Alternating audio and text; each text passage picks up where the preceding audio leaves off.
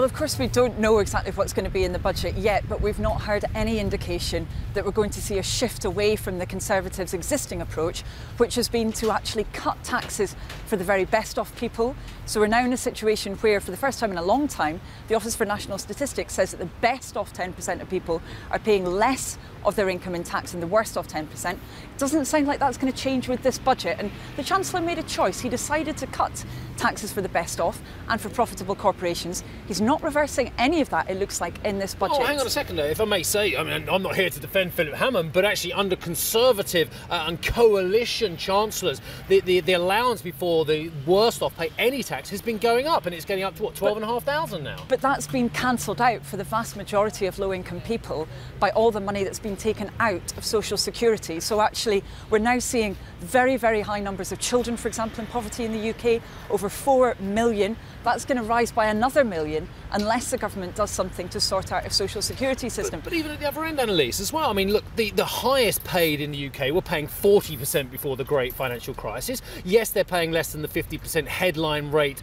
from before, but you've got your 45% tax rate. They don't get an allowance before they start paying tax. They pay it from day one as well. They don't get much pension relief compared to what they used to get as well. They don't get childcare relief. Well, the rich are paying more than they were, aren't they? Well, actually, they do get childcare support because the government's changed the system to tax-free childcare, which doesn't offer as much support for middle-income and low-income people as the previous system of vouchers. So actually, when we look at what's happened to tax under the Conservatives, we've got a less progressive system, and this has all been about political choices. And actually, many better-off people that I talk to would be happy, to pay a little more tax, people in the top 5%, if that went towards ensuring that, for example, our children are protected. Now, we're in a situation where local authorities in the UK, many of them can't even deliver that statutory responsibility to protect children. This is a terrible situation. Chancellor could do something about it. But the Chancellor, and I know this is going to be controversial with you because we talked about it off air, but this feels almost like an Alistair Darling budget rather than a George Osborne. It's opening the taps, isn't it? There's money already announced for the National Health Service, money for roads, money for my potholes in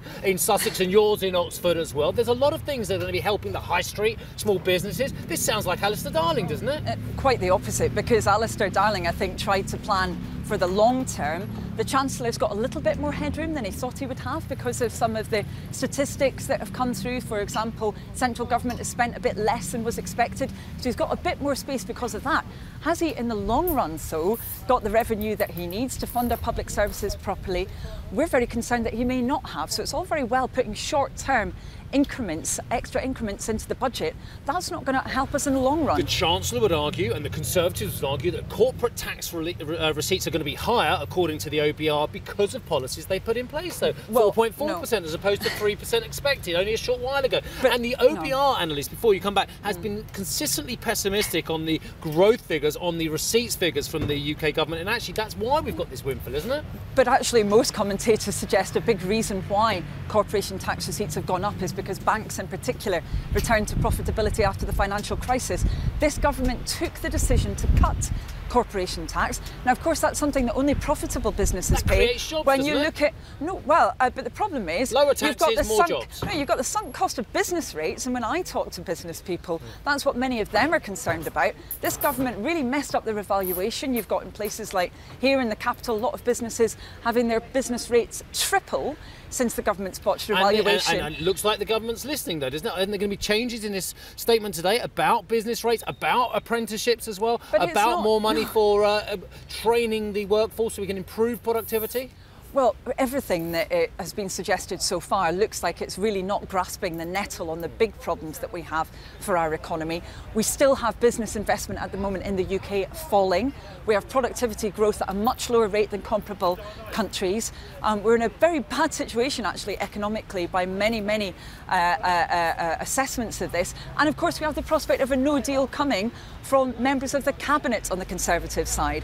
So that's the huge elephant in the room around a lot of this, that of course course, government is still chancing its hand saying, oh, well, we could end up crashing out of the EU without a deal. We don't think that's acceptable. That's gambling with our country's economy. Indeed, that's something that you've been quite vocal on as well. And actually, you've campaigned for a meaningful vote for Parliament as well. But do you back the idea, and I know you do, that there should be a general election if we're presented with a flawed deal or indeed no deal, which is how you've put it as well? You think there should be a general election sooner rather than later. That's going to put Mr Corbyn in a very tough position trying to negotiate with Europe, with the people who want a harder Brexit within your own party.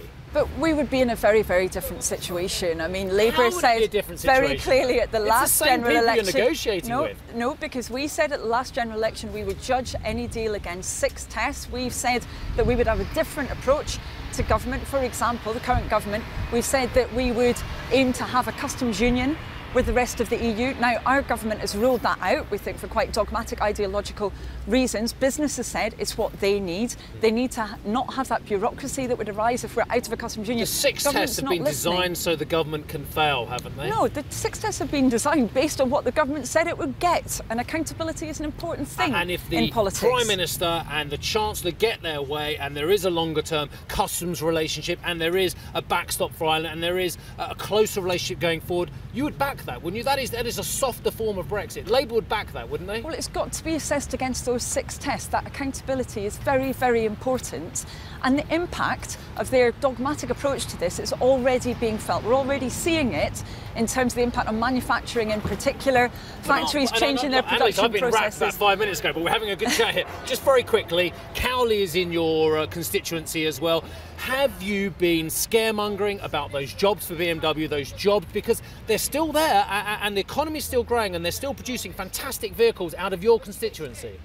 Yes, but I think it's very, very unwise for people to describe that as scaremongering, because people at that plant were saying to me for a very long time they were concerned about the approach that was being put forward, in particular not having the UK in a customs union. They've now started to say that publicly. I think it's right that they've done so. And when some politicians just over there in the House of Commons say that they're playing politics with this, they're talking about engineers, they're talking about people who do not have a political perspective, not partisan.